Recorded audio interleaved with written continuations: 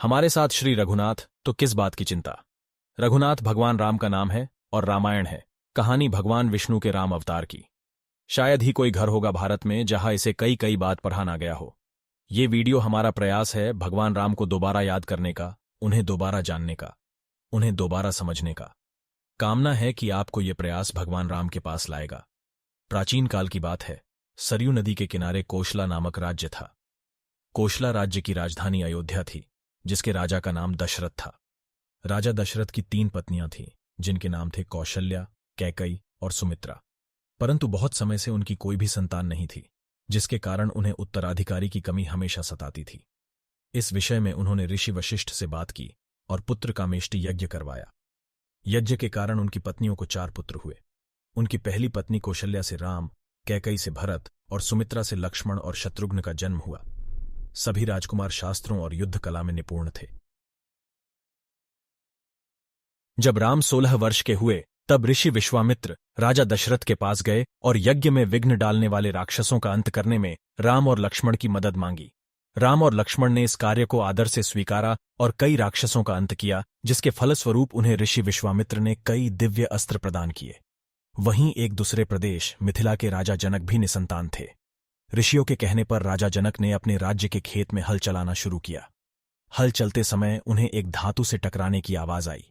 जब राजा जनक ने देखा तो उन्हें चमकीले कलश में एक कन्या जमीन के अंदर से मिली। उस कन्या को जैसी ही राजा जनक ने जमीन से निकाला, राज्य में बारिश होने लगी और उस कन्या को जनक अपने महल ले गए। चमकीले शब्द को सीत भी कहते हैं। सीत के कलश में पाने के कारण उस कन्या का नाम सीता रखा गया। धीरे धीरे सीता बड़ी हुई और उनके विवाह का समय आया। श्री राम अयोध्या के राजा दशरथ के सबसे बड़े पुत्र थे। राम बहुत ही साहसी, बुद्धिमान और आज्ञाकारी और सीता बहुत ही सुंदर और उदार थी। माता सीता की मुलाकात श्री राम से उनके स्वयंवर में हुई, जो सीता माता के पिता मिथिला के राजा जनक द्वारा संयोजित किया गया था। यह स्वयंवर माता सीता के लिए अच्छे वर की खोज में आयोजित किया गया था। राजा जनक ने सीता का स्वयंवर रखा, जिसमें उन्होंने शिवजी के धनुष को उठाकर उसमें रस्सी चढ़ाने वाले व्यक्ति से सीता का विवाह कराने की शर्त रखी। उस आयोजन में कई राज्यों के राजकुमारों और राजाओं को आमंत्रित किया गया था।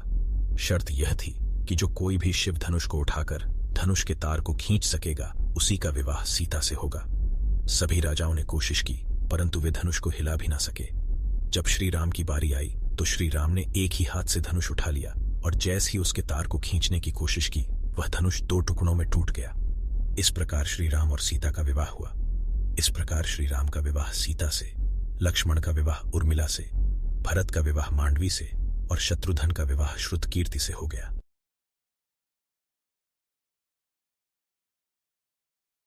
जब राम के राज तिलक की तैयारियां हो रही थीं, तभी मंथरा ने कैकई के कान भरे। मंथरा कैकई की दासी थी।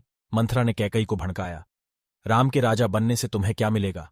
भरत को राजा बनाओ और उन वचनों का उपयोग करो जो दशरथ ने दिए थे। रानी कैकेयी ने एक बार राजा दशरथ की जीवन की रक्षा की थी।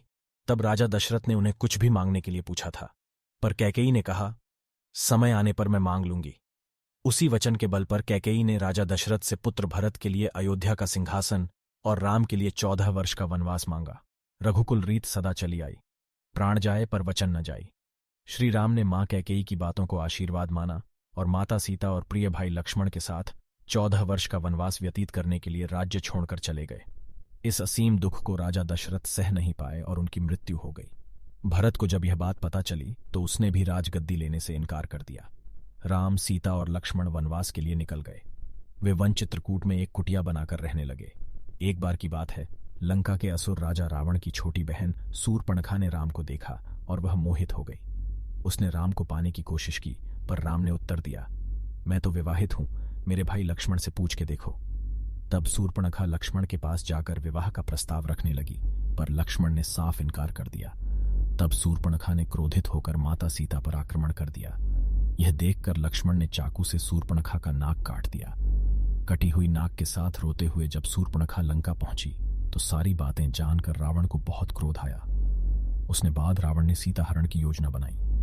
योजना के तहत रावण ने मारीच राक्षस को चित्रकूट के कुटिया के पास एक सुंदर हिरण के रूप में भेजा। जब मारीच को माता सीता ने देखा तो उन्होंने श्री राम से उस हिरण को पकड़ के लाने के लिए कहा। सीता की बात को मानकर राम उस हिरण को पकड़ने उसके पीछे पीछे गए और लक्ष्मण को आदेश दिया कि वो सीता को छोड़कर कहीं ना जाए। बहुत पीछा करने के बाद राम ने उस हिरण को बाण से मारा। जैसे ही राम का बाण हिरण बने मारीच को लगा, वह अपने असली राक्षस रूप में आ गया और राम की आवाज में सीता और लक्ष्मण को मदद के लिए पुकारने लगा। सीता ने जब राम की आवाज में उस राक्षस के विलाप को देखा तो लक्ष्मण को राम की मदद के लिए वन जाने को कहा। लक्ष्मण ने सीता माता की कुटिया को चारों ओर से लक्ष्मण रेखा से सुरक्षित किया और वो श्री राम की खोज करने वन में चले गए।